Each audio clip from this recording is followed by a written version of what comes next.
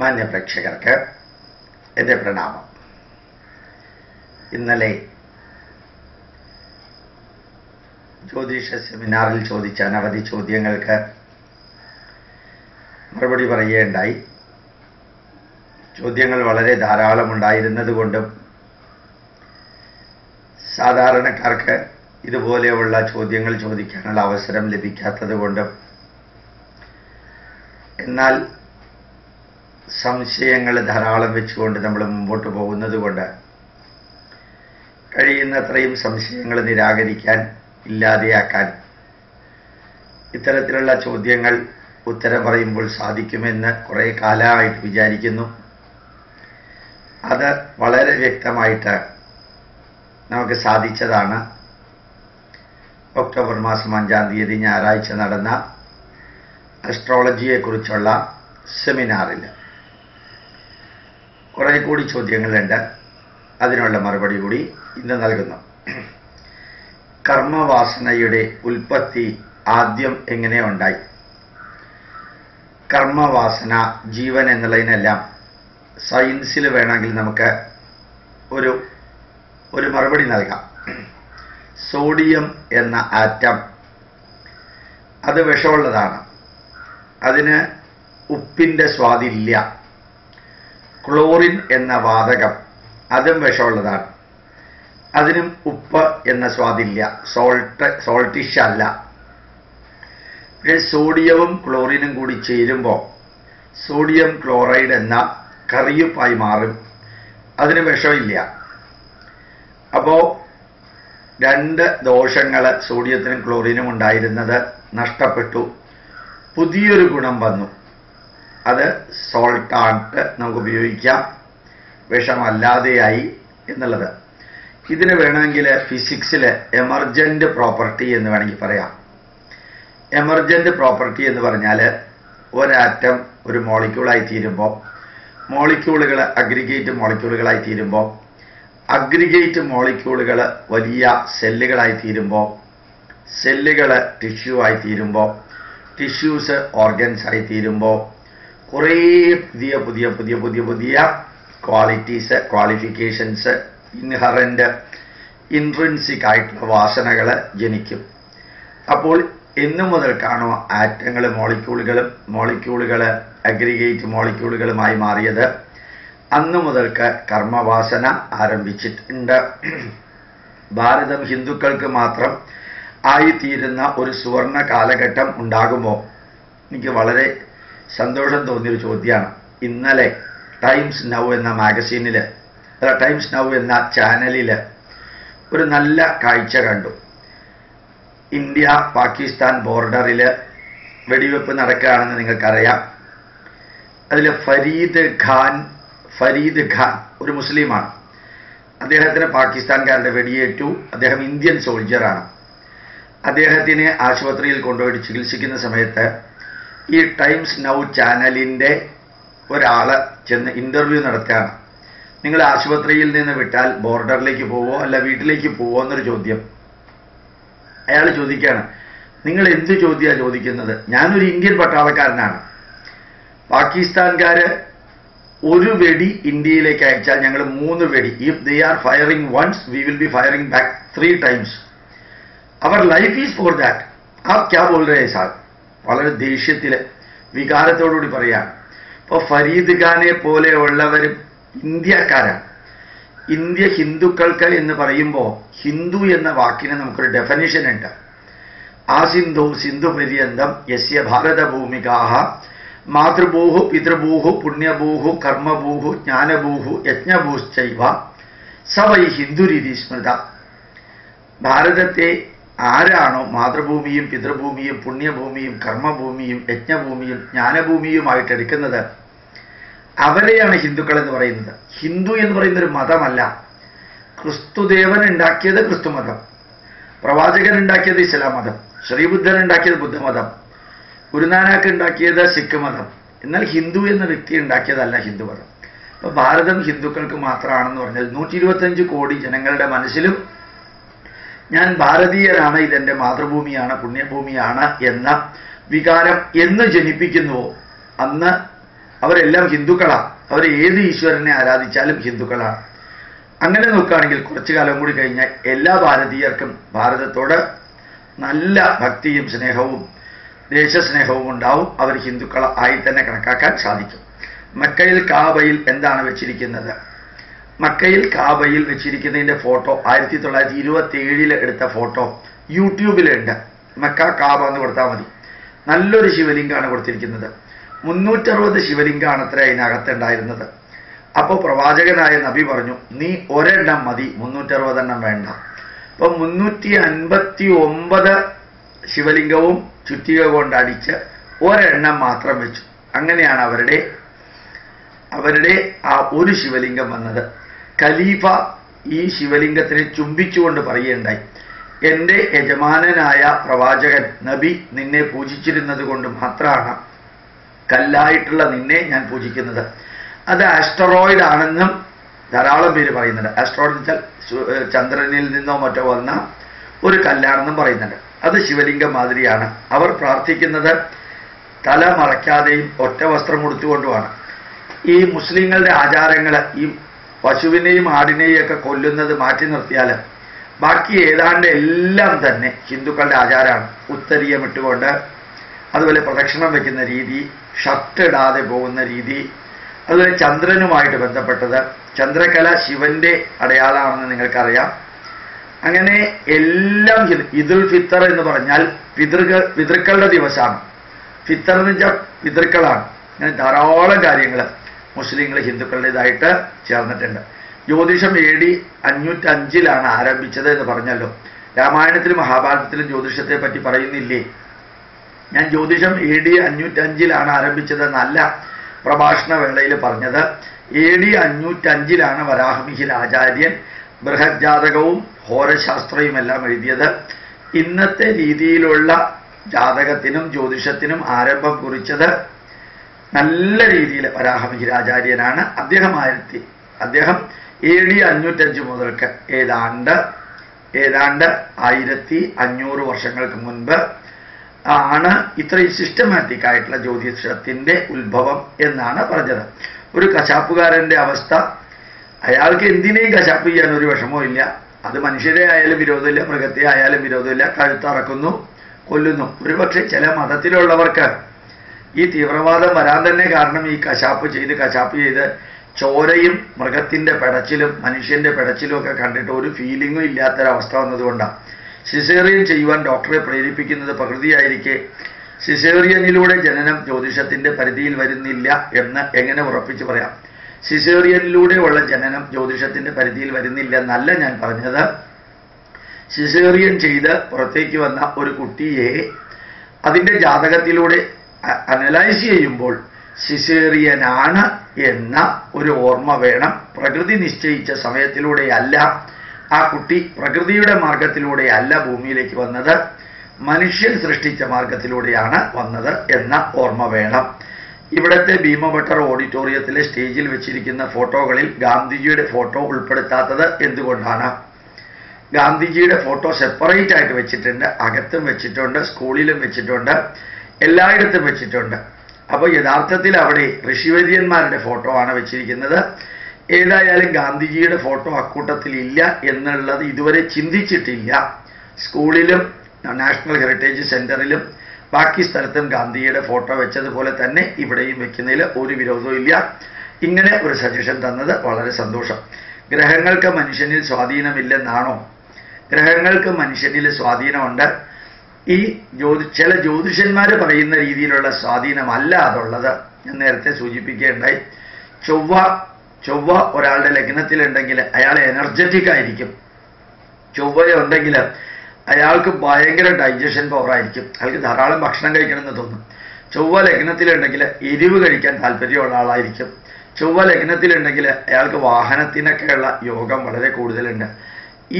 ഈ ഗുണദോഷങ്ങൾ ചൊവ്വ എന്ന പ്ലാനറ്റ് അല്ല നൽകുന്നത്. ഇതിന് പ്ലാനറ്റിൽ നമ്മൾ കാരകത്വം കൊടുത്തതാണ്.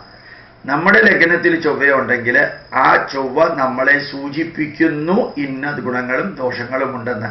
ചൊവ്വ നൽകുന്നു എന്ന് പറയുന്നതും സൂചിപ്പിക്കുന്നു എന്ന് പറയുന്നതും വ്യത്യാസമുണ്ട്. ഞാൻ നേരത്തെ പറയേണ്ടായി. നാലും കൂടിയ കവലയിൽ പച്ച ലൈറ്റ് കണ്ടാൽ വാഹനത്തിന് മുമ്പോട്ട് പോകാമെന്ന് നമുക്ക് സൂചന നൽകുകയാണ്. ആ പച്ച ലൈറ്റ് അല്ല വാഹനത്തെ മുമ്പോട്ട് കൊണ്ടുപോകുന്നത്. പച്ച ലൈറ്റിലൂടെ വാഹനം മുമ്പോട്ട് പോകാമെന്ന സൂചന നൽകുന്നു. മഞ്ഞ ലൈറ്റ് ആവുമ്പോൾ ശ്രദ്ധിക്കണമെന്ന സൂചന നൽകുന്നു. ചുമന്ന ലൈറ്റ് ആവുമ്പോൾ മുമ്പോട്ട് പോകരുത് എന്ന സൂചന നൽകുന്നു. ഈ പച്ചയും മഞ്ഞയും ചുമന്ന ലൈറ്റുകളും അല്ല വണ്ടിയെ മുമ്പോട്ടോ പുറകോട്ടോ നിർത്തുകയോ ചെയ്യുന്നത് എന്ന് ഓർമ്മിക്കാം. ഗ്രഹങ്ങൾക്ക് മനുഷ്യന് സ്വാധീനമുണ്ടെങ്കിൽ വിശദമാക്കാമോ? ഗ്രഹങ്ങളിൽ മനുഷ്യന് സ്വാധീനമുണ്ട്. ഇപ്പൊ ചന്ദ്രൻ വെളുത്ത വാവിന്റെ എന്ന ടൈഡ്സ് ഉണ്ടാവുന്നു, കടലിലെ വെള്ളം ഉയരുന്നു. പെൺമൃഗങ്ങൾക്ക് വികാരത്തിൻ്റെതായിട്ടുള്ള തളപ്പുണ്ടാവുന്നു. സൂര്യൻ വളരെ ശക്തമായിട്ട് വരുമ്പോഴത്തേക്കും സൺ ബ്ലിസ്റ്റർ ഉണ്ടാവുന്നു. ഭൂമിയിൽ തന്നെ കാലാവസ്ഥയിൽ മാറ്റം ഉണ്ടാവുന്നു. അങ്ങനെ ധാരാളം സ്വാധീനം ഡയറക്ട്ലി കാലാവസ്ഥയിലും മനുഷ്യപ്രകൃതിയിലും ഉണ്ടാവുന്നു. ആ സ്വാധീനം ജാതകവും ജ്യോതിഷവുമായിട്ട് ബന്ധപ്പെടുത്തേണ്ട എന്ന് പറഞ്ഞു എന്ന് മാത്രമേ ഉള്ളൂ. Is it possible to overcome challenges of destiny through mind power? To a great extent it is possible. യഥാർത്ഥത്തിൽ ഇത് സയന്റിഫിക്കലി പ്രൂവ് ചെയ്യാൻ പറ്റുമോ ഇല്ലയോ എന്നുള്ളതല്ല. എൻ്റെ ഡെസ്റ്റിനി ഇതാണ്. ഉദാഹരണമായിട്ട് ഒരു ചെറിയ ഉദാഹരണം പറയാം. അത് എല്ലാ സ്ഥലത്തും ഉദ്ധരിക്കാൻ പറ്റിയതാണോ എന്ന് അറിഞ്ഞുകൂടാ. സർദാർ KM പണിക്കരുടെ ജാതകത്തിൽ വളരെ വളരെ മോശമായിട്ടൊരു ജാതകമാണ്. 8ാമത്തെ വയസ്സിൽ ഒരു ജ്യോതിഷൻ നോക്കിയിട്ട് സർദാർ KM പണിക്കരുടെ അച്ഛനോട് പറഞ്ഞു അത്രേ, ഈ ജാതകത്തിലെ കുറവുകളെല്ലാം പരിഹരിച്ചുകൊണ്ടുള്ള ഒരു ജാതകമുള്ള ഒരു പെൺകുട്ടിയെ വിവാഹം കഴിപ്പിച്ചാലേ ഇയാൾ നന്നാവുള്ളൂ എന്ന്. ഏതായാലും അങ്ങനെ ഒരു പെൺകുട്ടിയെ കിട്ടി. 13ാമത്തെ വയസ്സിൽ, 8ാമത്തെ വയസ്സ് മുതൽ അന്വേഷിക്കാൻ തുടങ്ങിയിട്ട് 13ാമത്തെ വയസ്സിൽ അങ്ങനെ ഒരു പെൺകുട്ടിയെ കിട്ടി. അവർ വിവാഹം കഴിച്ചു. അങ്ങനെയാണ് യഥാർത്ഥത്തിൽ സർദാർ KM പണിക്കർ വലിയ ആളായതെന്ന് പറയപ്പെടുന്നു. എനിക്ക് നേരിട്ട് അറിഞ്ഞുകൂടാ. ഇനി വേറൊന്നും കൂടിയുണ്ട്. നിങ്ങൾ ചിന്തിച്ചാൽ അറിയാം, കരുണാനിധി, തമിഴ്നാട്ടിലെ മുൻ മുഖ്യമന്ത്രിയായിട്ടുള്ള കരുണാനിധി, DMKയുടെ നേതാവ്. അദ്ദേഹത്തിന് ദീർഘായുസ് കിട്ടാൻ വേണ്ടി അദ്ദേഹം അടുത്ത കാലത്ത് വളരെ ചെറുപ്പക്കാരിയായിട്ടുള്ള ദീർഘസുമംഗലി യോഗമുള്ള ഒരു പെൺകുട്ടിയെ വിവാഹം കഴിച്ചു എന്ന്. യുക്തിവാദിയാണ് കരുണാനിധി. ഇവിടത്തെ ഇടതുപക്ഷക്കാരും യുക്തിവാദികളും ചെയ്യുന്നത് തന്നെയാണ് അദ്ദേഹവും ചെയ്തത്. പുറത്തൊന്ന് അകത്തൊന്ന്. യുക്തിവാദിയായ DMK നേതാവ് ഒരു പെൺകുട്ടിയെ വിവാഹം കഴിച്ചത് എന്തിനാണ്? ദീർഘസുമംഗലി യോഗം ഉള്ളത് കൊണ്ട് ഇയാൾ പെട്ടെന്ന് മരിക്കില്ല. അങ്ങനെ എല്ലാം ചെയ്യുന്നു. അപ്പൊ ഡെസ്റ്റിനിയിൽ ചിലപ്പോൾ വിൽ പവർ കൊണ്ടും ചില ആക്ഷൻ കൊണ്ടും മാറ്റം വരുത്താമെന്ന് ചിലരെ കാണിച്ചു തരുന്നു. സത്യമാണോ അല്ലയോ എന്ന് അറിഞ്ഞുകൂടാ. വിവാഹം നടക്കാതിരിക്കാൻ, ജോലി കിട്ടാതിരിക്കാൻ പ്രാർത്ഥിച്ചിട്ടുണ്ട് എന്നൊക്കെ പണിക്കന്മാർ പറയുന്നത് വാസ്തവമുണ്ടോ? വേറൊരാളുടെ വിവാഹം നടക്കാതിരിക്കാൻ, അയാൾക്ക് ജോലി കിട്ടാതിരിക്കാൻ വേറെ ചിലർ പ്രാർത്ഥിച്ചിട്ടുണ്ട്, വഴിപാട് നടത്തിയിട്ടുണ്ട് എന്ന് ജ്യോതിഷന്മാർ പറയുന്നുണ്ട്. അതിൽ വാസ്തവമുണ്ടോ? ഒരിക്കലുമില്ല. താൻ നിരന്തരം ചെയ്യുന്ന കർമ്മങ്ങൾ താൻ അനുഭവിച്ചിടുകയെന്നേ വരും. വേറൊരാൾ വിചാരിച്ചാൽ നമ്മളെ ഒന്നും ചെയ്യാൻ സാധിക്കില്ല. ഉദ്ധരേത് ആത്മനാത്മാനം. അവനവനാണ് ഉദ്ധരിക്കേണ്ടത്. പ്രേതബാധ ഉണ്ട് എന്നൊക്കെ പറയുന്നു. പ്രേതം എന്ന വാക്കിന്റെ അർത്ഥം പ്രകർഷേണ യദ്ഗതം പ്രേതം. ജീവിതത്തിൽ സന്തോഷത്തോടുകൂടി ജീവിതം മുഴുവനും ആസ്വദിച്ച് ജീവിച്ച് മരിക്കുന്ന വ്യക്തിയുടെ ഡെഡ് ബോഡിയെ പറയുന്ന പേരാണ് പ്രേതം. പിന്നെ മനുഷ്യ മനസ്സുകൾക്ക് പലതും സൃഷ്ടിക്കാൻ സാധിക്കും. അതെല്ലാം അന്ധവിശ്വാസത്തിലൂടെ പോകുന്നവർക്ക് ആധാരമാക്കേണ്ടി വരും. നമുക്ക് ധൈര്യമായിട്ട് മുമ്പോട്ട് പോകാം. അതിന് മന്ത്രവാദം കൊണ്ടോ ഹോമം കൊണ്ടോ ഒഴിവാക്കാൻ പറ്റുമോ? ചിലരുടെ സൈക്കോളജിക്കൽ ട്രീറ്റ്മെന്റ് ഇപ്പൊ ഒന്ന് ആലോചിച്ച് നോക്കാം. മണിച്ചിത്രത്താഴ് എന്ന സിനിമയിൽ കുറെ മന്ത്രവാദവും കുറെ സൈക്കോളജിയും ചേർത്തിട്ടാണ് എടുത്തത്. ഇപ്പൊ ചിലർക്ക് ചിലത് ബാധിക്കും. മന്ത്രവാദത്തോടും പൂജയോടും ഹോമങ്ങളോടും എല്ലാം വിശ്വാസമുള്ള വ്യക്തികൾക്ക് ചിലപ്പോൾ അത് സ്വാധീനിച്ചു എന്ന് വരും. അല്ലാത്തവർക്ക് അത് സ്വാധീനിക്കില്ല. പാപജാതകം, ചൊവ്വാദോഷം, ദോഷജാതകം എന്നിവയൊക്കെ എന്താണ്? പാപജാതകം എന്ന് പറയുമ്പോൾ കൂടുതൽ പാപഗ്രഹങ്ങൾ ചൊവ്വ, അതുപോലെ തന്നെ രാഹു, കേതു, അതുപോലെ തന്നെയുള്ള കുറെ ജാതകങ്ങളുണ്ട്. കുറെ ഗ്രഹങ്ങൾ, പ്ലാനറ്റുകളല്ല. അത് കൂടുതൽ പ്രോമിനൻ്റ് ആയിട്ട് വരുമ്പോൾ പാപജാതകം എന്ന് പറയും. നെഗറ്റീവ് ക്വാളിറ്റി കൂടുതലാണെന്നാണ് അർത്ഥം. 7ലും 8ലും ചൊവ്വ ഭാവാധിപതി അല്ലാതെ ഇരിക്കുകയാണെങ്കിൽ സാധാരണ ചൊവ്വാദോഷം ഉണ്ടാവുമെന്ന് പറയും. അത് യഥാർത്ഥത്തിൽ പാർട്ട്ണർക്ക് മരണമുണ്ടാവുമെന്ന അർത്ഥമൊന്നും അതിനകത്ത് വലുതായിട്ടില്ല. ഇന്റർപ്രിട്ടേഷനിലാണ് അങ്ങനെയെല്ലാം കൊടുക്കുന്നത്. അതുകൊണ്ട് ചൊവ്വാദോഷമുണ്ട്, ദോഷജാതകം, പാപജാതകം എന്നൊക്കെ പറയുമ്പോൾ അതിനൊക്കെ കുറച്ച് തിന്മകൾ കൂടുതലായിട്ട് ഉണ്ടാവുമെന്നേ അർത്ഥമുള്ളൂ. നിങ്ങൾ നോക്കുക, എല്ലാ മനുഷ്യരും ഒരേപോലെ അല്ലല്ലോ. എല്ലാവരും നല്ല രീതിയിൽ സംസാരിക്കുന്നവരല്ല, നല്ല രീതിയിൽ പെരുമാറുന്നവരല്ല, നല്ല രീതിയിൽ നടക്കുന്നവരല്ല, നല്ല രീതിയിൽ ജീവിക്കുന്നവരല്ല. കുറേ പേരല്ലാത്തതുണ്ട്. ഇപ്പോൾ പുലിയെ പോലെയാണോ പശു, അതുപോലെ സിംഹത്തെ പോലെയാണോ ആന, അല്ലെങ്കിൽ ചെന്നായെ പോലെയാണോ കുതിര? വ്യത്യാസമുണ്ടല്ലോ ഇല്ലേ മൃഗങ്ങളിൽ? അതുപോലെ മനുഷ്യരിലും വ്യത്യാസമുണ്ട്. അപ്പോൾ ആ വ്യത്യാസത്തെ ജാതകത്തിലൂടെ ഇൻഡിക്കേറ്റ് ചെയ്യുന്നതാണ് പാപജാതകം. കർമ്മബലം മനുഷ്യന് മാത്രം ബാധകമാണോ? മറ്റു ജീവികൾക്ക് കർമ്മബലം അനുസരിച്ച് പുനർജന്മമുണ്ടോ? കർമ്മബലം മനുഷ്യന് മാത്രം ബാധകമാണെന്ന് എനിക്ക് തോന്നണില്ല. മുഴുവനും അവസാന വാക്കായിട്ട് പറയാൻ സാധിക്കില്ല. നിങ്ങൾ നോക്കുക, ചില പൂച്ചകളുടെ പെരുമാറ്റ വ്യത്യാസമുണ്ട്, ചില പട്ടികളുടെ പെരുമാറ്റ വ്യത്യാസമുണ്ട്, ചില പുലികളുടെ പെരുമാറ്റ വ്യത്യാസമുണ്ട്, ചില കാക്കകളുടെ പെരുമാറ്റ വ്യത്യാസമുണ്ട്. ആ വ്യത്യാസം തന്നെ അതിൻ്റെ കർമ്മഫലമായിട്ട് വേണമെങ്കിൽ എടുക്കാം. അവസാനത്തെ വാക്കായിട്ട് പറയാൻ സാധിക്കില്ല. ശരിക്കും ഞാൻ നേരത്തെ ഉത്തരം കൊടുക്കേണ്ടത്, ഓരോ മൃഗവും പ്രകൃതിജന്യമായ രീതിയിലാണ് ജീവിക്കുന്നത്. മനുഷ്യൻ മാത്രം പലപ്പോഴും പ്രകൃതിക്ക് വിരുദ്ധമായിട്ടും ജീവിക്കാറുണ്ട്. അതുകൊണ്ട് മൃഗങ്ങൾക്ക് കർമ്മഫലമുണ്ടോ, അത് അടുത്ത ജന്മത്തിലേക്ക് മാറുമോ എന്ന് ഉറപ്പിച്ചു പറയാൻ എനിക്ക് സാധിക്കില്ല. ഞാൻ ജ്യോതിഷത്തിൽ വിശ്വസിക്കുന്നു. നമ്മൾ വിശ്വസിച്ചാലും വിശ്വസിച്ചില്ലെങ്കിലും അത് വലിയ കാര്യമൊന്നുമല്ല. ആന വലിയ മൃഗമാണെന്ന് ഞാൻ വിശ്വസിക്കുന്നു. നിങ്ങൾ വിശ്വസിച്ചാൽ എന്താ, വിശ്വസിച്ചില്ലെങ്കിൽ എന്താ, വലിയ പ്രോബ്ലം എന്നുള്ള കാര്യമല്ല. നല്ല നാളിൽ കുട്ടി ജനിച്ചാൽ നല്ലതാണെന്ന് കരുതി സാധാരണ പ്രസവത്തിന് പകരം ഓപ്പറേഷൻ ചെയ്തെടുക്കുന്നവരോട് തിരിച്ച് ന്യായീകരിക്കുന്നത് എങ്ങനെയാണ്? എന്തിനീ ന്യായീകരിക്കാൻ പോണത്? നാരായണ ഗുരുദേവൻ പറഞ്ഞില്ലേ, വാദിക്കാനും ജയിക്കാനുമല്ല, അറിയാനും അറിയിക്കാനും ശ്രമിക്കാം. ഹിന്ദുക്കളിൽ ഭൂരിഭാഗം പേർക്കും പറ്റുന്ന ഒരു അബദ്ധം എന്താണെന്ന് വെച്ചാൽ, അവർ വാദിക്കാനും ജയിക്കാനും ശ്രമിക്കും. അവസാനം ഉത്തരം കിട്ടാതെ വരുമ്പോൾ എന്നെ ഫോൺ വിളിച്ച് പറയും, കൂട്ടുകാരൻ ഇങ്ങനെ പറഞ്ഞു, അവരിങ്ങനെ പറഞ്ഞു, ഇവരിങ്ങനെ പറഞ്ഞു. എന്തിനാ അവരെ നമ്മൾ കൺവിൻസ് ചെയ്യാൻ പോകുന്നത്? നിങ്ങളോട് ചോദിച്ചാൽ അറിയാമെങ്കിൽ അറിയാമെന്ന് പറയാം, അറിഞ്ഞുകൂടെങ്കിൽ ധൈര്യമായിട്ട് അറിഞ്ഞുകൂടാന്ന് പറയാം. അതിന് ഇത്ര പ്രോബ്ലം എന്താ ഉള്ളത്? ചൊവ്വ ലഗ്നാധിപനാണെങ്കിലോ വളരെ ആക്റ്റീവ് ആയിരിക്കും, നല്ല എരിവ് തിന്നാൻ ആഗ്രഹം ഉണ്ടാവും, നല്ല എനർജറ്റിക് ആയിരിക്കും, ശരീരം തന്നെ ഏതാണ്ട് ചുമന്ന നിറത്തിലുണ്ടാവും, വെറുതെ ഒരു സ്ഥലത്ത് ഇരിക്കില്ല. അതുപോലെ നല്ല ഡൈജസ്റ്റീവ് പവർ ഉണ്ടായിരിക്കും, എത്ര തിന്നാലും മതിയാവില്ല. കുറേ കഴിയുമ്പോഴത്തേക്കും ഹൈപ്പർ അസിഡിറ്റി വരാൻ സാധ്യതയുണ്ട്. വളരെ നേതാക്കന്മാർ, നല്ല കപ്പാസിറ്റിയുള്ള പല നേതാക്കന്മാരും ചൊവ്വയിൽ ലഗ്നത്തിന് ചൊവ്വയുള്ളവരായിരിക്കും, അല്ലെങ്കിൽ ലഗ്നാധിപതി ചൊവ്വയായിട്ട് വരുന്നവരായിരിക്കും.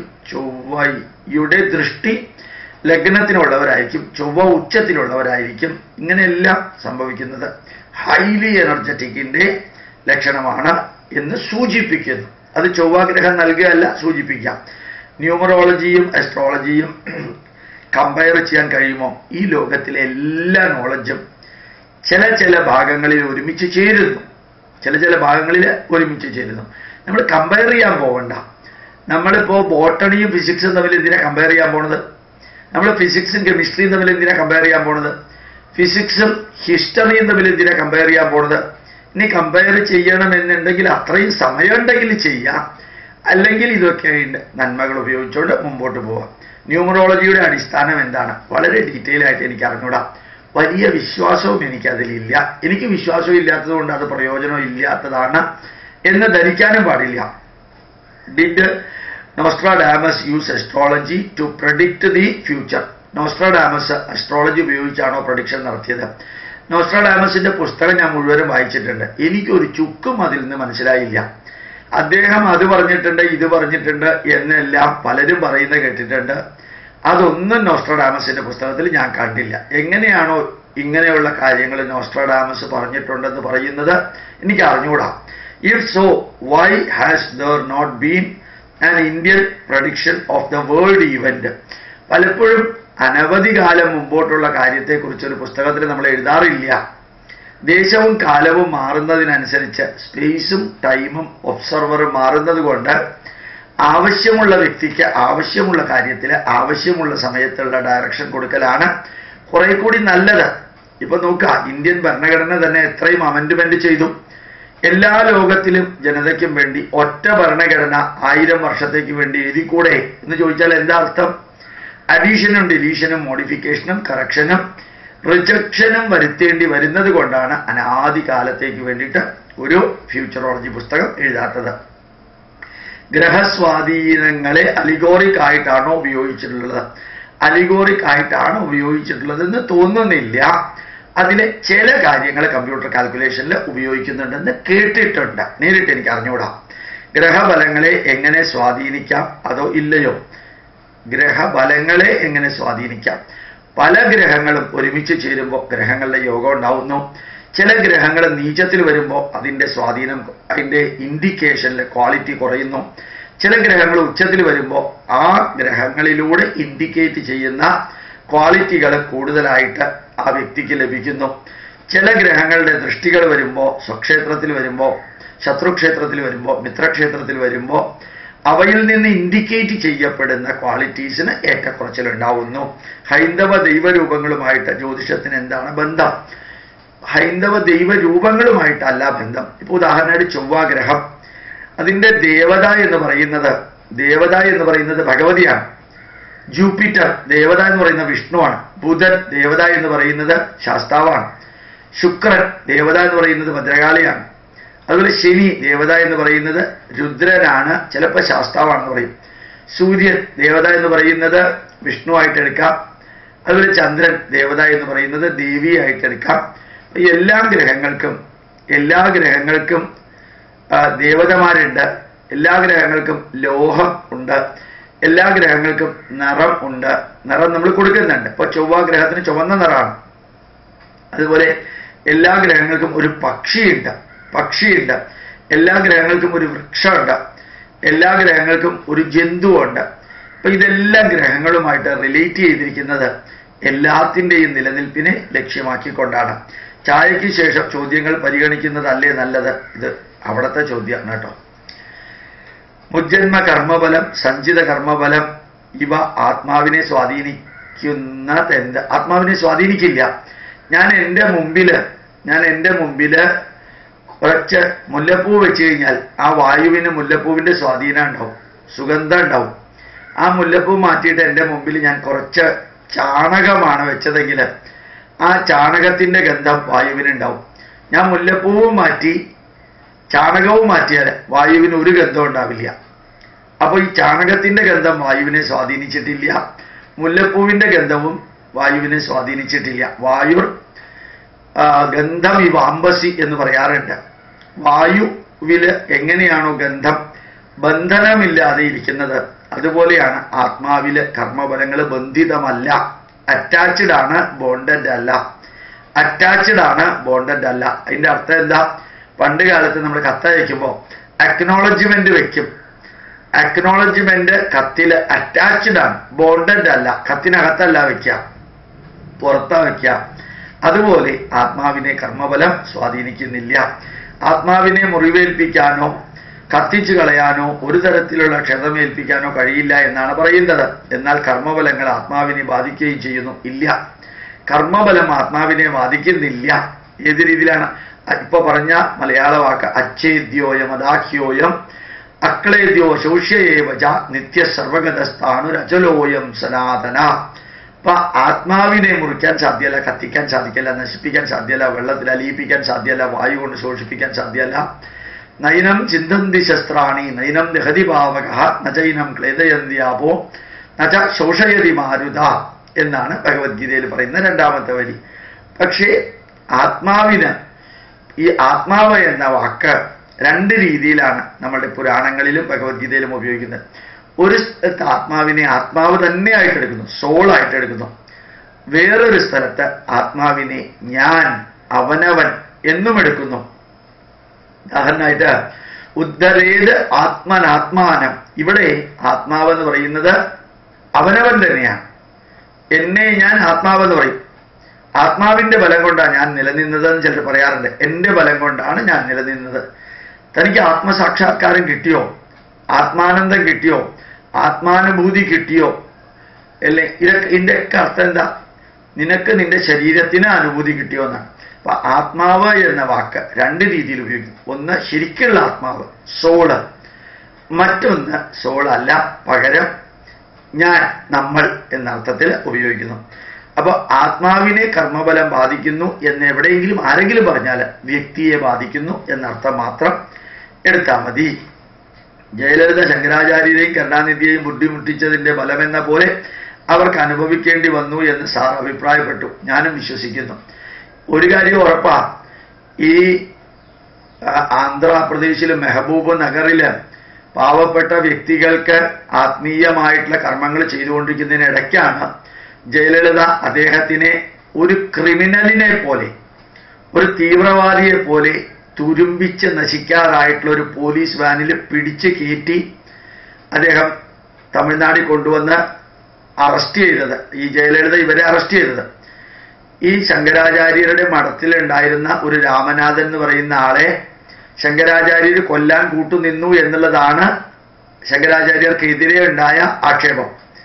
അതിന് ജയലളിതയ്ക്ക് തെളിവായിട്ട് കിട്ടിയത് ഇയാൾ മരിക്കുന്നതിന് മുമ്പിലത്തെ ദിവസം ശങ്കരാചാര്യരുടെ മഠത്തിന്റെ പാസ് പുസ്തകത്തിൽ നിന്ന് 2 ലക്ഷം രൂപ വിഡ്രോ ചെയ്തിട്ടുണ്ട്.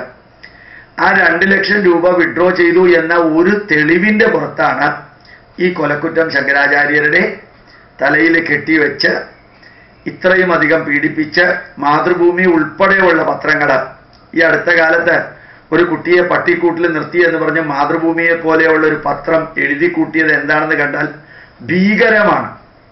ഭീകരമായിട്ടാണ് മാതൃഭൂമി എഴുതിയത്. വസ്തുതകളൊന്നും അറിയാതെ തൊട്ടടുത്തുള്ള പെന്തക്കോസ്ത് പള്ളിക്കാർ സ്കൂൾ തുടങ്ങാൻ പോകുമ്പോൾ ഈ സ്കൂൾ പൂട്ടിക്കേണ്ടത് അവരുടെ ആവശ്യമാണെന്ന് വിചാരിച്ച് അവർ ചെയ്തതാ. ഇടതും വലതും നോക്കാതെ മാതൃഭൂമി പലതും പ്രസിദ്ധീകരിച്ച് ഇപ്പൊ പട്ടിക്കൂടും ഇല്ല, ഒന്നുമില്ല. ആ സ്കൂൾ തുറക്കുകയും ചെയ്തു. ആ സ്കൂൾ ഭംഗിയായിട്ട് പോകുന്നുണ്ട്. അവർ പട്ടിക്കൂട്ടിൽ കുട്ടിയെ നിർത്തിയത് ശരിയാണോ തെറ്റാണോ എന്നല്ല ഞാൻ പറഞ്ഞത്, മറിച്ച് വികാരത്തിന്റെ പുറത്ത് മാതൃഭൂമി പലതും എഴുതുന്ന കാണുമ്പോൾ ആ പത്രം നിർത്തണമെന്ന് വരെ തോന്നാറുണ്ട് ചിലപ്പോ. എനിക്കല്ല, പലർക്കും. വരും വരായികകൾ ചിന്തിക്കാതെയാണ്. RSSന്റെ നേതാവ്, ഇതിന്റെ പേരെന്റെ നാവിൽ വരണില്ല, ആ RSSന്റെ നേതാവ് TV-യിൽ പ്രത്യക്ഷപ്പെട്ടപ്പോ മാതൃഭൂമി എഴുതി സർക്കാർ വെട്ടില്ലെന്ന്. ഒരു മണ്ണാങ്കട്ടി ഉണ്ടായിട്ടില്ല. എവിടെയാ വെട്ടിൽ വീണത്? ആരെങ്കിലും എതിർത്തോ? അതിന് ദൂരദർശൻകാർ മാപ്പ് പറഞ്ഞോ? ഗവൺമെന്റ് മാപ്പ് പറഞ്ഞോ? പിന്നെ ഇങ്ങനെ ഈ വെട്ടിലാവുന്നത്? അപ്പോ യഥാർത്ഥത്തിൽ പത്രമാധ്യമങ്ങളിലൂടെ വരുന്ന അസംബന്ധത്തിന് മുഴുവനും കാരണം ജയലളിത ശങ്കരാചാര്യരെ അറസ്റ്റ് ചെയ്ത. തിരുവനന്തപുരത്തുള്ള ഓട്ടോ ഡ്രൈവിംഗ് സ്കൂൾ വരെ ശങ്കരാചാര്യരുടെ കീഴിലാണെന്ന് ഈ പത്രം എഴുതുകയുണ്ടായി. ഏതോ സായിബാബയ്ക്ക് പ്രശ്നം വന്നപ്പോൾ മാതൃഭൂമി വലുതായിട്ട് എഴുതിയില്ല. അമൃതാനന്ദമയ്ക്ക് പ്രശ്നം വന്നപ്പോഴും പലപ്പോഴും മാതൃഭൂമി ഒന്നും എഴുതിയില്ല. എന്തോ പണ്ടത്തെ പാഠം പഠിച്ചത് കൊണ്ടാണെന്ന് തോന്നുന്നു. പക്ഷെ പട്ടിക്കൂടിന്റെ കാര്യം വരുമ്പോൾ ഭയങ്കരമായിട്ട് എഴുതി. പിന്നെ ആ സ്കൂൾ തുറന്നു എന്നോ അവിടുത്തെ രക്ഷാകർത്താക്കൾക്ക് ഒരു പ്രശ്നമില്ലെന്നോ ഒന്നും മാതൃഭൂമി എഴുതിയില്ല. അപ്പോ ആ ശങ്കരാചാര്യരെ അവഹേളിക്കാൻ ഇവിടുത്തെ പത്രങ്ങൾ, നിഷേധാത്മകമായ പത്രങ്ങൾ കൂട്ടുനിൽക്കാനും കരുണാനിധി മുതലെടുക്കുന്നതിന് മുമ്പ് ജയലളിതയ്ക്ക് മുതലെടുക്കാൻ വേണ്ടിയിട്ടാണ് ശങ്കരാചാര്യ അറസ്റ്റ് ചെയ്തത്. അപ്പൊ ആ താൻ നിരന്തരം ചെയ്യുന്ന കർമ്മങ്ങൾ താൻ അനുഭവിക്കണമെന്നില്ലേ? ആ അനുഭവിക്കലാണ്. എനിക്ക് വളരെ സന്തോഷം തോന്നി ജയലളിത അകത്തിട്ടപ്പോ. ഒരു തർക്കേടുമില്ല. അവനവൻ ചെയ്തു കൂട്ടിയ കർമ്മം അവനവൻ അനുഭവിക്കണം. പിന്നെ കരുണാനിധി കുറെ ദ്രോഹം ചെയ്തിട്ടുണ്ട് ജയലളിതയ്ക്ക് എന്ന് പറയുന്നു. എങ്കിലും പാതിരാത്രിക്ക് ബെഡ്റൂമിൽ നിന്നൊക്കെ അച്ഛന്റെ പ്രായമുള്ള ഒരു മനുഷ്യനെ അറസ്റ്റ് ചെയ്യുമ്പോൾ ആലോചിക്കേണ്ടിയിരുന്നു, കാലചക്രം തിരിയുമ്പോൾ ഇത് എനിക്കും ബാധകമാണെന്നുള്ളതൊക്കെ. അടുത്തത്, കാഞ്ചി ശങ്കരാചാര്യർക്ക് കരുണാനിധിക്കും അത്തരം അനുഭവം ഉണ്ടായത് അത് അവർക്ക് അനുഭവിക്കാൻ അർഹതയുള്ളത് കൊണ്ടും ആവില്ലേ? ആർക്ക് എന്തെല്ലാം അനുഭവിക്കാൻ അർഹതയുണ്ടോ ഇല്ലയോ എന്നല്ല, ആ അർഹതയുള്ളതിനെ എല്ലാം ചെയ്യിക്കാനായിട്ട് ദുരുദ്ദേശത്തോടു കൂടി വേറൊരാൾ പുറപ്പെടുകയാണെങ്കിൽ ആ ദുരുദ്ദേശത്തിനാണ് ശിക്ഷ. ഇന്ത്യ പാകിസ്ഥാൻ ബോർഡറിൽ പാകിസ്ഥാൻ പൗരന്മാരെ, പാകിസ്ഥാൻ പട്ടാളക്കാരെ ഇന്ത്യൻ പട്ടാളക്കാർ കൊന്നാൽ നരഹത്യക്ക് കേസെടുക്കാറില്ല, മനുഷ്യനെ കൊലപാതകത്തിന് കേസെടുക്കാറില്ല. പകരം പരമവീരചക്ര കൊടുക്കുക. കൊന്നത് മനുഷ്യനെയാണെങ്കിലും ലക്ഷ്യം രാഷ്ട്രത്തിന്റെ നന്മയാണ്. അപ്പോ ആര് എന്ത് ചെയ്യുന്നു എന്നുള്ളതിനേക്കാൾ ഉപരി ആ ചെയ്യുന്നതിന്റെ പുറകിലുള്ള ഉദ്ദേശ ലക്ഷ്യമാണ്. 72 പേരെ കൊലക്കയറില് പൂജപ്പുര സെൻട്രൽ ജയിലിൽ തൂക്കിക്കൊന്ന വ്യക്തി ഇന്ന് സന്തോഷത്തോടു കൂടി നെയ്യാറ്റിക്കരയിൽ ജീവിക്കുന്നു. അദ്ദേഹമായ 72 പേരോടുള്ള വാശിയും പകയും കൊണ്ടല്ല തൂക്കിക്കൊന്നത്, മറിച്ച് ഗവൺമെന്റ് ഓർഡർ അദ്ദേഹം അനുസരിച്ച് അദ്ദേഹം ചെയ്യുന്നു മാത്രം. ജാതകം ഗണിക്കുന്നതിൽ 2 വ്യക്തികളുടെ ഗണിതക്രിയകൾ കാണുന്നു. BV രാമനും ലാഹിരി, ഇവർ തമ്മിലുള്ള ഗണിതത്തിലെ വ്യത്യാസം എന്താണ്? ഈ ചോദ്യം ചോദിച്ചത് വളരെ നന്നായി.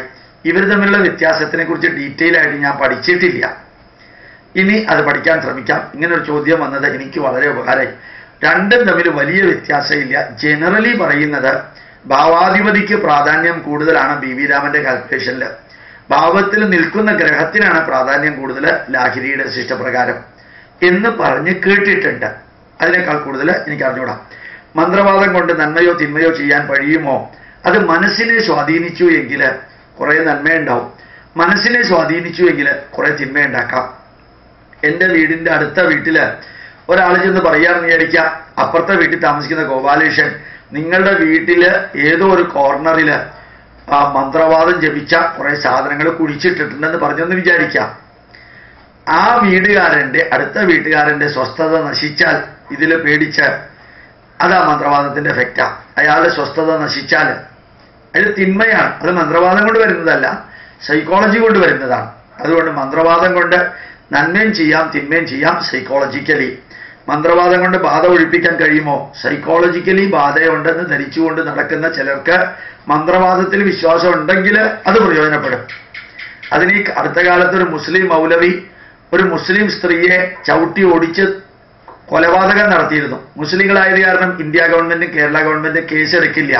ഹിന്ദുക്കൾ വല്ലതും ചെയ്താൽ മാത്രമേ കേസെടുക്കുള്ളൂ. അതാണ് സെക്കുലറിസത്തിന്റെ പ്രത്യേകത. ഒരു കേസും രജിസ്റ്റർ ചെയ്തിട്ടില്ല. ആലപ്പുഴയില് ഒരു മുസ്ലിം പെൺകുട്ടിയെ കൊടുങ്ങല്ലൂരുകാരനായ ഒരു ഹിന്ദു പയ്യൻ പ്രേമിച്ചതിന് ആലപ്പുഴക്കാരി പെൺകുട്ടിയുടെ മുത്തച്ഛൻ ഈ ഹിന്ദു പയ്യനെ ആലപ്പുഴയിലേക്ക് വിളിച്ചു വരുത്തി മണ്ണെണ്ണ ഒഴിച്ച് കത്തിച്ചു. ഇന്നും അത് കേസല്ല, ആരും അത് ഉയർത്തിയിട്ടും ഇല്ല. അപ്പോ മന്ത്രവാദം കൊണ്ട് ചില ബാധ ഒഴിപ്പിക്കാൻ വേണ്ടി ചെയ്യുന്ന ക്രൂരകൃത്യങ്ങൾ അതെല്ലാം അന്ധവിശ്വാസവും ദുരാചാരവുമാണ്. അതിന് ശാസ്ത്രീയമായിട്ട് സൈക്കോളജിക്കൽ അടിസ്ഥാനമല്ലാതെ വേറൊരു അടിസ്ഥാനമില്ല. മന്ത്രവാദം കൊണ്ട് മറ്റുള്ളവരെ ദ്രോഹിക്കാൻ കഴിയുമോ? ഇല്ല. മന്ത്രവാദം കൊണ്ട് ഒരാളെയും ദ്രോഹിക്കാൻ കഴിയില്ല, പ്രൊവൈഡ് ആ വ്യക്തിക്ക് മാനസികമായിട്ടൊരു ഇതിൽ വിശ്വാസം ഇല്ല എങ്കിൽ. വിശ്വാസം ഉണ്ടെങ്കിൽ ഇതൊക്കെ ബാധിക്കും.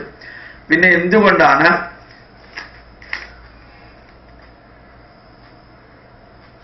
വേറെ ഏതോ കണ്ടിന്യൂവേഷനാണ് പോയി. ഇതിന്റെ പകുതി വേറൊരു പേപ്പറിലാണ്. AD 505 വരാഹമിഹിര ആചാര്യൻ ഹോരശാസ്ത്രം ഉണ്ടാക്കി. വേദകാലം BC 5000 എന്ന് പറയുന്നു. ഇക്കാലഘട്ടത്തിൽ ജ്യോതിഷം ഉപയോഗിച്ചിരുന്നില്ലേ? വേദകാലം മുതൽക്ക് ജ്യോതിഷമുണ്ട്. ഇപ്പോ ഋഗ്വേദത്തിന്റെ ജ്യോതിഷത്തിന്റെ പേര് ആർച്ച ജ്യോതിഷം എന്നാണ്. യജുർവേദത്തിന്റെ ജ്യോതിഷ ഗ്രന്ഥങ്ങളുടെ പേര് യാജുഷ ജ്യോതിഷം എന്നാണ്. സാമവേദത്തിലെ ജ്യോതിഷത്തിന്റെ പേര് സാമജ്യോതിഷം. ആ ഗ്രന്ഥം ഇന്ന് ലഭ്യമല്ല. അഥർവ ജ്യോതിഷം. അത് യഥാർത്ഥത്തിൽ ഫലം പറയുന്നതല്ല. അസ്ട്രോണമിയും മാത്തമാറ്റിക്സും ചേർത്ത ഗ്രന്ഥങ്ങളാണ്. എൻ്റെ ഒരു കോപ്പി എൻ്റെ കയ്യിൽ ഉണ്ടായിരുന്നു പണ്ട്. ഇപ്പോൾ സിറോക്സ് കോപ്പി ഉണ്ട്.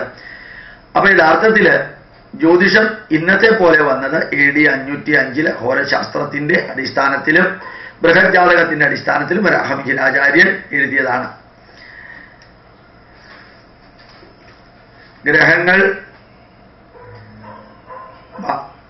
ഗ്രഹങ്ങൾ ഭേദിക്കുകയാണ് ചെയ്യുന്നത്. അത് അനുസരിച്ച് ജീവിത രീതി പോവുകയാണോ നല്ലത്, അതോ ഗ്രഹപ്പിഴകൾ 27 ഉദ്ദേശ കാര്യങ്ങൾ നേടാം? ഗ്രഹപ്പിഴകൾ എന്ന വാക്കിന്റെ അർത്ഥം, ഗ്രഹപ്പിഴ എന്ന് പറഞ്ഞു കഴിഞ്ഞാൽ ഇൻഡിക്കേഷൻ തരുന്ന കാര്യങ്ങളിൽ ഉണ്ടാവുന്ന വ്യത്യാസങ്ങൾ, പിഴവുകളാണ്. ഞാൻ പറഞ്ഞതിൽ കൺഫ്യൂഷൻ ഉണ്ടാവരുത്. ചൊവ്വ എന്ന് പറയുന്ന ഗ്രഹം 6ാം ഭാവത്തിലുണ്ടെങ്കിൽ ഇയാൾക്ക് കുറേ അധികം കള്ളത്തരം ചെയ്യേണ്ടി വരും. അയാളൊരു ടെററിസ്റ്റൊക്കെ ആവാനുള്ള സാധ്യതയുണ്ട്. അങ്ങനെ ഗ്രഹങ്ങളുടെ സ്ഥാനം നോക്കിയിട്ട്, ഗ്രഹങ്ങളെ നോക്കിയിട്ട് ഇൻഡിക്കേഷൻ പ്രകാരം ഇയാൾക്ക് കുഴപ്പമുണ്ടാവും. അതിനാണ് നമ്മൾ പറയുക തൻ്റെ ഗ്രഹപ്പിഴ ആണെന്ന്.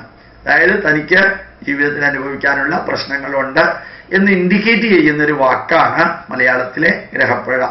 രാഹു കേതുക്കളെ എങ്ങനെയാണ് നിർവചിക്കുക? 2 നോഡുകളാണ്. വളരെ സിമ്പിളാണ് രാഹു നോഡ്. ഭൂമി സൂര്യന് ചുറ്റും കറങ്ങുന്നത് 23.5 ഡിഗ്രി പ്ലെയിനാർ ആണെന്ന് വിചാരിക്കുക. ആ പ്ലെയിനും നല്ല രീതിയിലുള്ള പ്ലെയിനും തമ്മിലുള്ള ആംഗുലർ വ്യത്യാസത്തിൽ നോഡുകൾ വരും. 2 ജോയിനിങ് പാർട്ടുകൾ വരും. അത് റിട്രോഗ്രേഡ് മോഷനാണ്. നേരെ മുമ്പോട്ടല്ല, ക്ലോക്ക് വൈസ് അല്ല, ആന്റി ക്ലോക്ക് വൈസ് ആണ് അതിന്റെ മൂവ്മെന്റ് ഉണ്ടാവുന്നത്. അപ്പൊ രാഹു കേതുക്കൾ എന്ന് പറയുന്നാൽ നോഡുകളാണ്. വരാഹമിഹിരാചാര്യൻ ചില സ്ഥലത്ത് രാഹു എന്നുള്ളത് തമമാണ്, ഇരുട്ടാണ്, നിഴലാണെന്ന് വിവരിച്ചിട്ടുണ്ട്. രാഹു ചന്ദ്രനെ പിടിക്കുന്നു, സൂര്യനെ പിടിക്കുന്നു എന്ന് പറഞ്ഞാൽ നിഴല് ചന്ദ്രനെ പിടിക്കുന്നു, സൂര്യനെ പിടിക്കുന്നു എന്നുള്ള അർത്ഥത്തിലാണ് വരാഹമിഹിരാചാര്യന്റെ പഞ്ചസിദ്ധാന്തിക എന്ന പുസ്തകത്തിൽ പൂർണ്ണമായിട്ടും പറഞ്ഞിരിക്കുന്നത്. വരാഹമിഹിരാചാര്യൻ എഴുതിയ മൂന്നാമത്തെ പുസ്തകമാണ് പഞ്ചസിദ്ധാന്തിക. വളരെ നല്ല ഒരു പുസ്തകമാണ്. അത് നല്ല രീതിയിൽ ഇന്റർപ്രറ്റ് ചെയ്യാൻ കഴിവുണ്ടെങ്കിലേ മനസ്സിലാവുള്ളൂ. പലപ്പോഴും ഒരു അക്ഷരം കൊണ്ടാണ് ഗ്രഹങ്ങളെ വിവരിച്ചിരിക്കുന്നത്. രാ എന്ന് വെച്ച് കഴിഞ്ഞാൽ രാഹു എന്ന് എഴുതില്ല, രാ എന്ന് എഴുതുള്ളൂ. അതിന്റെ പ്രാസം ശരിയാവാൻ വേണ്ടി ഒരക്ഷരം എഴുതുള്ളൂ. ഭൂന്ന് ചിലപ്പോൾ എഴുതുള്ളൂ, ബുധന് വേണ്ടിയിട്ട്. അത് മനസ്സിലാക്കാൻ സാധിച്ചാലേ നല്ല രീതിയിൽ മനസ്സിലാക്കാൻ സാധിക്കുള്ളൂ. രാഹു കേതുക്കളെ എങ്ങനെയാണ് നിർവചിക്കുക? ഈ ഗ്രഹങ്ങൾക്ക് സ്വക്ഷേത്രമോ ഉച്ചക്ഷേത്രമോ ഉണ്ടോ? യഥാർത്ഥത്തിൽ രാഹു കേതു എവിടെയാണോ ഇരിക്കുന്നത് ആ ഗ്രഹത്തിന്റെ, ആ ക്ഷേത്രത്തിന്റെ ഭാവാധിപതി, രാശ്യാധിപതിയുടെ ബലങ്ങളാണ് രാഹു കേതുക്കൾക്ക് പറയുക. അപ്പൊ രാഹു കേതുക്കൾ എവിടെയാണോ നിലകൊള്ളുന്നത്, നിലകൊള്ളുന്ന രാശിയുടെ സ്വഭാവം കാണിക്കുമെന്നാണ് പറയുക. ജ്യോതിഷം ശാസ്ത്രമാണെങ്കിൽ ക്ഷേത്രങ്ങളിൽ വഴിപാട് നടത്തുന്നതുമായി ബന്ധപ്പെടുത്തുന്നത് എങ്ങനെ? നല്ലൊരു ചോദ്യമാണ്. ക്ഷേത്രങ്ങളിൽ വഴിപാട് നടത്തുന്നത് ദേവയജ്ഞം, ഋഷിയജ്ഞം, ഭൂതയജ്ഞം, പിതൃയജ്ഞം, മനുഷ്യയജ്ഞം അതിൻ്റെ ഭാഗമാണ്. പാപം പോകാനോ പുണ്യം കിട്ടാനോ അല്ല ഭാരതീയർ വഴിപാടിന് നടത്തുക. വഴിപാട് എന്ന വാക്കിൻ്റെ അർത്ഥം പഞ്ചമഹായജ്ഞത്തിൽ പങ്കെടുക്കുക എന്നുള്ളതാണ്. പിന്നെ വഴിപാട് നടത്തുമ്പോൾ എനിക്ക് സൈക്കോളജിക്കലി റിലീഫ് കിട്ടുകയാണെങ്കിൽ ആ വഴിപാട് നടത്തുന്നത് നല്ലതാണ്. ചിലരൊക്കെ പറയാറുണ്ട് പരീക്ഷയ്ക്ക് പാസ്സാവുകയാണെങ്കിൽ ഞാൻ ഇന്ന വഴിപാട് നടത്താം. ആ കുട്ടിക്ക് ആ വഴിപാട് സൈക്കോളജിക്കലി ഇഫക്റ്റ് ചെയ്തിട്ടുണ്ടെങ്കിൽ ആ പരീക്ഷ നന്നായിട്ട് എഴുതാൻ സാധിക്കും. ഈ ലോകത്തിലെ എല്ലാം സൈക്കോളജി ആണെന്ന് സാറ് പറയുന്നത് എന്തുകൊണ്ടാണ്? എല്ലാം സൈക്കോളജി ആയതുകൊണ്ട് തന്നെയാണ് പറയുന്നത്. നമ്മൾ ഈ മാനേജ് എന്ന വാക്കില്ലേ, മാൻ എന്ന വാക്കുണ്ടായത് തന്നെ മനഃ എന്ന വാക്കിൽ നിന്നാണ്. മന ഏവ മനുഷ്യാണാം കാരണം ബന്ധമോക്ഷയോഹോ ബന്ധായ വിഷയാസക്തം മുക്തം നിർവിഷയം സ്മൃതം. ഈ മനസ്സിലാണ് യഥാർത്ഥത്തിൽ അട്രാക്ഷനും റിപ്പൾഷനും ഉണ്ടാവുന്നത്. മനസ്സിലാണ് സ്നേഹം ഉണ്ടാവുന്നത്, വെറുപ്പുണ്ടാവുന്നത്. മനസ്സിലാണ് ഭയം ഉണ്ടാവുന്നത്, ഭയമില്ലായ്മ ഉണ്ടാവുന്നത്. മനസ്സിലാണ് സന്തോഷം ഉണ്ടാവുക, സന്താപം ഉണ്ടാവുക. മനസ്സിലാണ് അപകർഷത ഉണ്ടാവുക, അതുപോലെ തന്നെ അഹങ്കാരം ഉണ്ടാവുക. എല്ലാം മനസ്സിലാണ്. അപ്പൊ ആ മനസ്സിനെയാണ് ഭാരതീയർ നേരിട്ട് കയറി പിടിച്ചത്. മറ്റെല്ലാ സംസ്കാരക്കാരും കയറി പിടിച്ചത് മെസോപ്പൊട്ടേമിയ ആണെങ്കിലും ബാബിലോണിയ ആണെങ്കിലും ഗ്രീക്ക് ആണെങ്കിലും റോമാ സംസ്കാരമാണെങ്കിലും അവർ ശരീരത്തിനെയാണ് കയറി പിടിച്ചത്. നമ്മൾ ഭാരതീയർ മാത്രം മനസ്സിനെ കയറി പിടിച്ചു. അപ്പം മനസ്സിലെ ഒരു തോന്നലാണ് അമ്പലത്തിലെത്തുമ്പോൾ പ്രാർത്ഥിക്കൽ, ആത്മീയതയുടെ കുറേ ഭാഗം, അപ്ലൈഡ് സ്പിരിച്വാലിറ്റി എന്ന് പറയുന്നത്, അതുപോലെ വഴിപാട് നടത്തുക. ഇതെല്ലാം മനസ്സിനെ സ്വാധീനിക്കാനാണ് ഉപയോഗിക്കാറുള്ളത്. അപ്പോൾ ഗ്രഹപൂജ, നവഗ്രഹ പൂജ നടത്തിയിട്ട് നിങ്ങളുടെ മനസ്സിന് അത് സ്വാധീനിച്ചുവെങ്കിൽ വെരി ഗുഡ്, ഗോ അഹെഡ്. അത് യുക്തിവാദികൾ പറയുന്നതെന്ന് കേൾക്കേണ്ട കാര്യമില്ല. യുക്തിവാദികൾക്കും ഇതെല്ലാം ഉണ്ട്. നിങ്ങൾ നോക്കിയാൽ അറിയാം, രാത്രി തലയ്ക്ക് മുണ്ടിട്ടുകൊണ്ട് തിരുവനന്തപുരത്ത് വെള്ളയമ്പലത്തുള്ള ഒരു ആൽമരത്തിന്റെ കീഴിലുള്ള ഒരു ദേവീക്ഷേത്രമുണ്ട്. 4:30-5 മണിക്ക് കമ്മ്യൂണിസ്റ്റുകാർ മുഴുവനും തലയ്ക്ക് മുണ്ടിട്ടുകൊണ്ട് വന്ന് തൊഴുന്നത് നിങ്ങൾക്ക് കാണാം. തലയ്ക്ക് മുണ്ടിട്ടുകൊണ്ട് വന്ന് തൊഴുന്നത് ഞാൻ കണ്ടതുകൊണ്ടാണ് നിങ്ങളോട് പറയുന്നത്.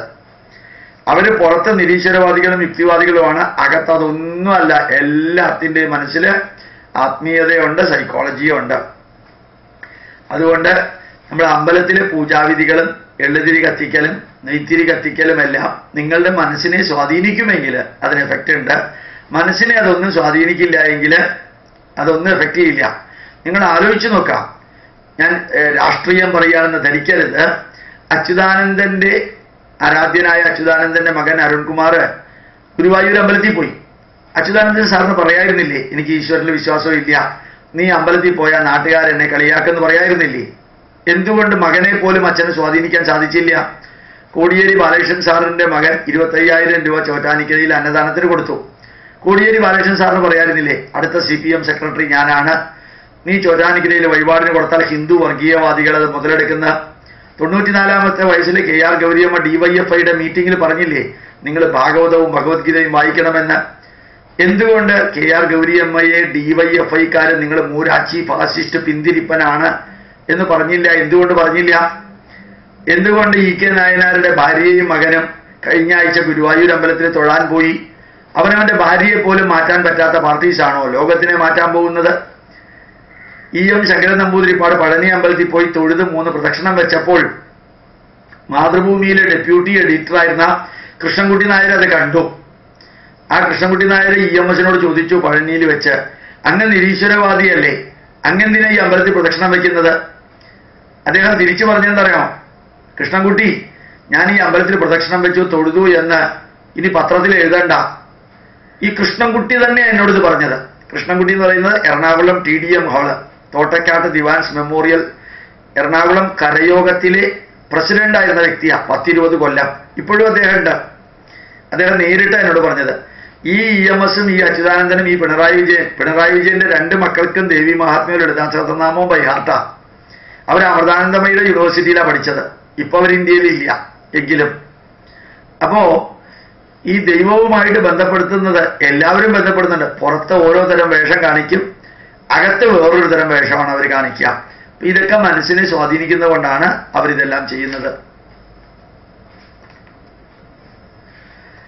ജ്യോതിഷ ഫല പ്രവചന പ്രകാരം ഭൂമിയിലെ ചരാചരങ്ങൾക്കും സസ്യലതാദികൾക്കും നാശമുണ്ടോ? ഭൂമി സ്ഥിരമായി നിലനിൽക്കുമോ? സ്ഥിരം എന്ന വാക്കിന്റെ അർത്ഥം എത്രയോ ബില്യൺ വർഷം നിലനിൽക്കുന്നതിനെ നമ്മൾ സ്ഥിരമായിട്ട് പറയുന്നു. അല്ലെങ്കിൽ ആരംഭമുള്ള എല്ലാത്തിനും അവസാനമുണ്ട്.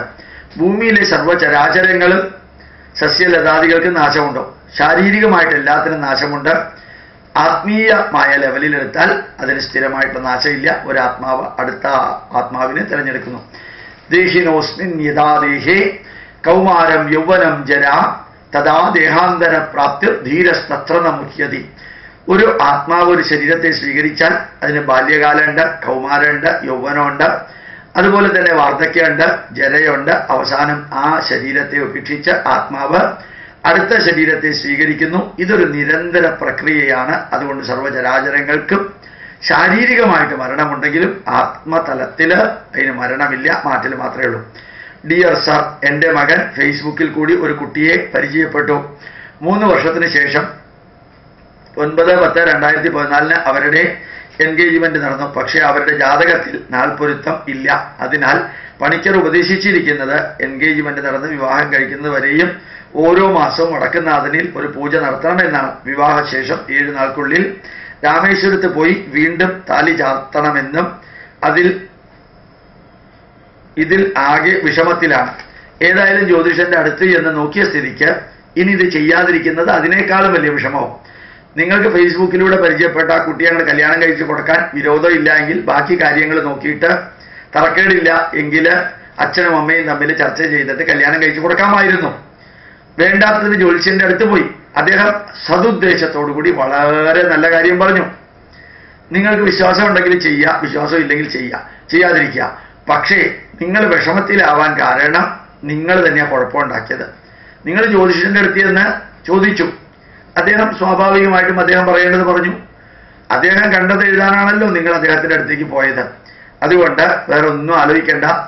ധൈര്യമായിട്ട് വടക്കുന്നാഥ ക്ഷേത്രത്തിലേക്ക് പോവുക. 7 കല്യാണം കഴിച്ചിട്ട് ഹണിമൂൺ നേരെ രാമേശ്വരത്തേക്ക് ആക്കുക. എന്താ കുഴപ്പം? അതൊക്കെ ചെയ്യാം. എന്തായാലും ഫേസ്ബുക്കിലൂടെ ഒരു പെണ്ണിനെ ഫ്രീ ആയിട്ട് കിട്ടിയില്ലേ? അതുകൊണ്ട് ഫ്രീ ആയിട്ട് തന്നെ ഇതൊക്കെ അങ്ങോട്ട് നന്നായിട്ട് ചെയ്യാം. അല്ലെങ്കിൽ ജ്യോതിഷന്റെ അടുത്ത് പോകരുതായിരുന്നു.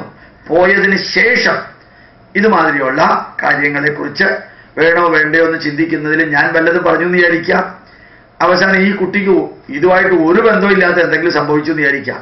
അപ്പൊ നിങ്ങൾ എന്ത് പറയും? ഗോപാലകൃഷ്ണൻ പറഞ്ഞിട്ടാണ് ഞാൻ ജ്യോതിഷൻ പറഞ്ഞതൊന്നും ചെയ്യാത്തത്, അതുകൊണ്ട് ഗോപാലകൃഷ്ണൻ പറഞ്ഞത് ആണ് എനിക്ക് പിന്നീട് പ്രശ്നമായത് എന്ന് നിങ്ങൾ പറയില്ലേ? ഞാൻ എന്തിനാ പാപഭാരം ഏറ്റെടുക്കുന്നത്? ഞങ്ങൾ ഒരു ഉപദേശം പ്രതീക്ഷിക്കും. അതുകൊണ്ട് ധൈര്യമായിട്ട് പോവാം. കുറച്ച് പൈസ ഉണ്ടാക്കിയിട്ട്, അത്ര ദൂരമൊന്നും ഇല്ലല്ലോ. രാമേശ്വരം എന്ന് പറഞ്ഞാൽ അടുത്തല്ലേ, കാറിലൊന്നും പോകണ്ട, ബസ്സിൽ പോകാൻ പറയാ. വാസ്തുശാസ്ത്രം എത്ര മനുഷ്യ ജീവിതത്തെ സ്വാധീനിക്കുന്നുവെന്നും അതിൻ്റെ ആവശ്യകതയെയും കുറിച്ച് പറയാം. നമ്മൾ ഈ വാസ്തുശാസ്ത്രത്തിന്റെ അടിസ്ഥാനം എന്ന് പറയുന്നത് തന്നെ, ഞാൻ ഒരു വീട് ഇഷ്ടപ്പെടുന്നില്ല, ഇത് 50%. ആ വീട് എന്നെ ഇഷ്ടപ്പെടുന്നില്ല, അത് 50%. അപ്പോൾ വാസ്തുശാസ്ത്രം ഫോക്കസ് ചെയ്യുന്നത് നമുക്ക് വീടുമായിട്ട് ബന്ധപ്പെടുന്ന വിധത്തിൽ ഒരു ഇഷ്ടം ഉണ്ടാവണം. വീടിന് നമ്മളുടെ മനസ്സുമായി ബന്ധപ്പെടുന്ന രീതിയിൽ വീടിനൊരു ഇഷ്ടം ഉണ്ടാവണം. ഇത് രണ്ടും ഭംഗിയായിട്ട് ചേരണമെന്ന ലക്ഷ്യത്തോടു കൂടിയാണ് അഥർവവേദത്തിന്റെ ഉപവേദമായ സ്ഥാപത്യവേദത്തിന്റെ ഉൽപ്പന്നമായ തച്ചുശാസ്ത്രം നമ്മൾ ഉപയോഗിക്കുന്നത്. അതിലൂടെ പോകണമെന്നുള്ളവർ അതിലൂടെ പോവാം. അതിന് വിശ്വാസം ഉണ്ടെങ്കിൽ അതിനെ കവച്ചു വയ്ക്കാൻ ശ്രമിക്കരുത്. പിന്നീട് വല്ല പ്രശ്നം ഉണ്ടായാൽ ആരെങ്കിലും പറയും താൻ വാസ്തുവിദ്യ ഒന്നും നോക്കാതെ വീട് വെച്ചു, അതൊക്കെ താൻ അനുഭവിക്കേണ്ടി വരുന്നു. അപ്പോൾ കരയേണ്ടി വരും. പക്ഷേ 3 സെന്റ് 4 സെന്റ് 5 സെന്റ് സ്ഥലമുള്ള ആൾക്കാരൊന്നും വാസ്തുവിദ്യ നോക്കണമെന്ന് ഞാൻ പറയാറില്ല. ഞാൻ എൻ്റെ വീട് വെച്ചപ്പോൾ വാസ്തുവിദ്യ നോക്കിയിട്ടുമില്ല, ഒന്നും നോക്കിയിട്ടില്ല. എൻ്റെ വീട് പണിയുന്ന സമയത്ത് ഒരു ആശാരിയുണ്ട്, അപ്പക്കുട്ടൻ ആശാരി, CSIR എൻ്റെ കൂട്ടത്തിൽ വർക്ക് ചെയ്തിരുന്ന ആളാണ്. വൈകുന്നേരമായാൽ അയാൾ രാത്രി വരെ വർക്ക് ചെയ്യും, അങ്ങനെ പ്രത്യേകതയില്ല. വൈകുന്നേരം ആയാൽ ഒരു ശബ്ദം കേൾക്കും, കർറ് എന്ന ശബ്ദം. അപ്പോൾ അയാൾ എൻ്റെ മുഖത്തേക്ക് നോക്കും. അപ്പോൾ അന്ന് എനിക്ക് കുറച്ച് പേടിയുണ്ടായിരുന്നു. അയാൾ നോക്കുന്നതാണ്, അയാൾ കുറച്ച് വാസ്തുവിദ്യയൊക്കെ അറിയാവുന്ന ആളാണ്. സാറേ, ഇവിടെ തന്നെ വീട് വെക്കണമെന്ന് അയാൾ ഇടയ്ക്ക് ഒരിക്കൽ ചോദിച്ചു. ഞാൻ പറഞ്ഞു, ഇവിടെ തന്നെ വീട് വെക്കണം, വരുന്നത് വരട്ടെ. 4000 രൂപ സെന്റിന് എനിക്ക് കിട്ടിയതാണ് ഈ ഭൂമി, ഇവിടെ തന്നെ വീട് വെക്കണം, വരുന്നത് വരട്ടെ. കുറേ ദിവസം കഴിഞ്ഞു. വൈകുന്നേരമായാൽ ഈ ശബ്ദം കേൾക്കും. ഒരു ദിവസം ഞാൻ ഇങ്ങനെ നടന്നു അവസാനം മനസ്സിലായത്, തൊട്ടടുത്ത വീട്ടിൽ വലിയൊരു പനയുണ്ട്, പന.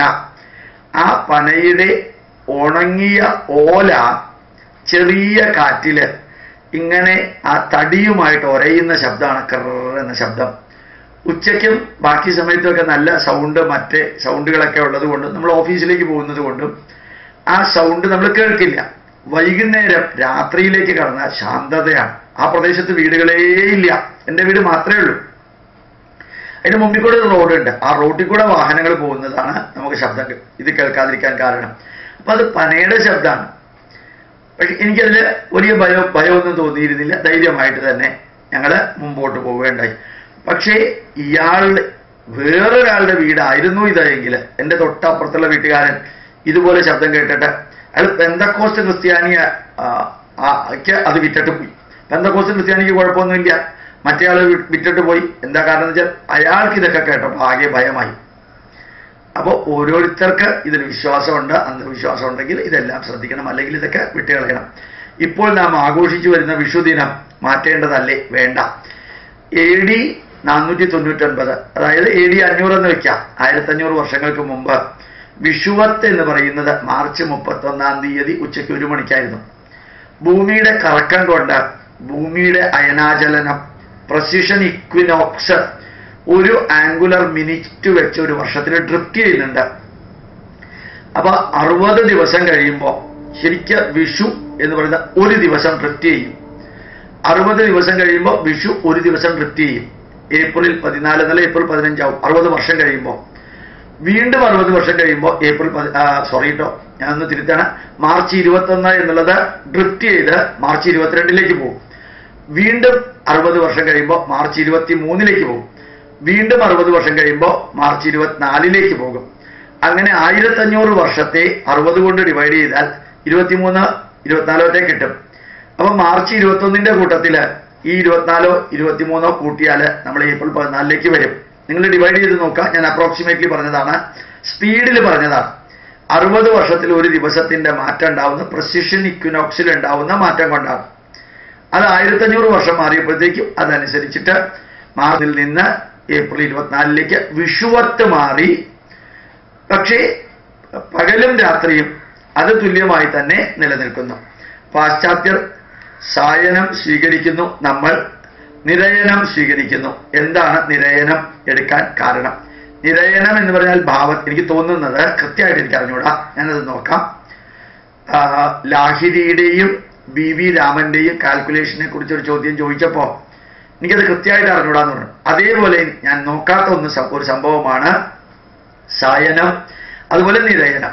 സായനത്തില് ഭാവാധിപതിക്ക് പ്രാധാന്യവും നിരയനത്തില് ഭാവത്തിലിരിക്കുന്ന ഗ്രഹത്തിനും ഭാവത്തിലുള്ള ദൃഷ്ടിക്കും പ്രാധാന്യമാണെന്ന് തോന്നുന്നു.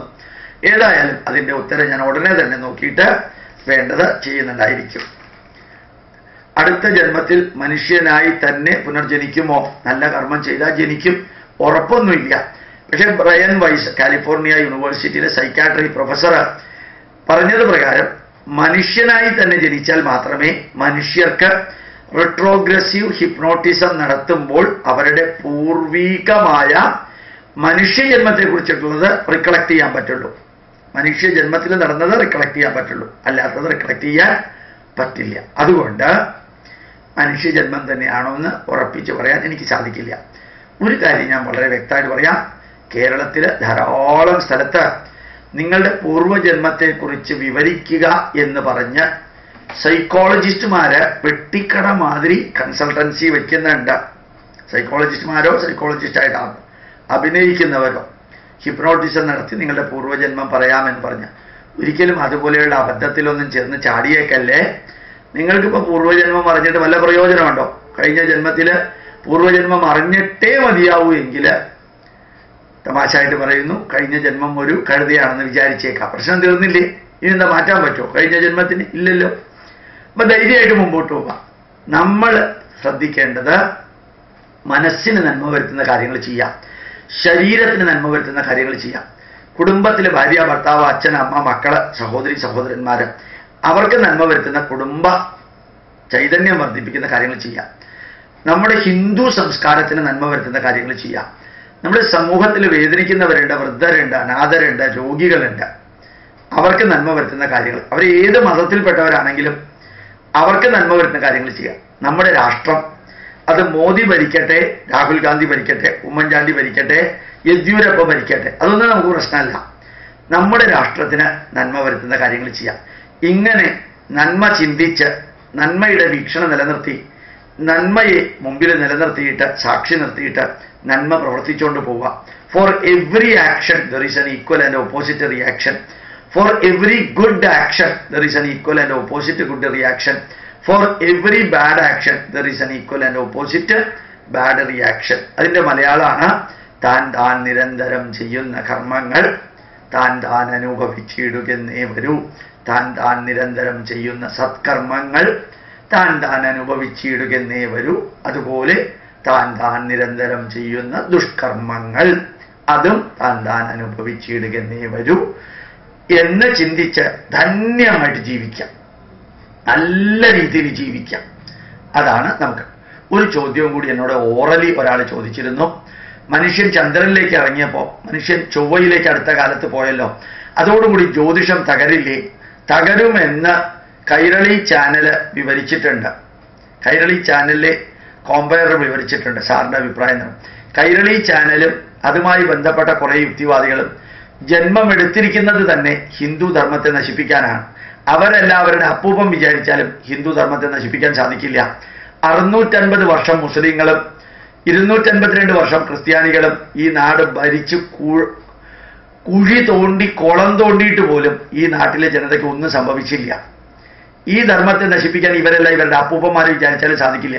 മാതാ അമൃതാനന്ദമയ്യെ തറ പറ്റിക്കാൻ വേണ്ടി ജോൺ ബ്രിട്ടാസും അങ്ങേരുടെ തലതൊട്ടപ്പന്മാരും കുറേയധികം കാലം നോക്കി, ഒരു ചുക്കും നടന്നില്ല.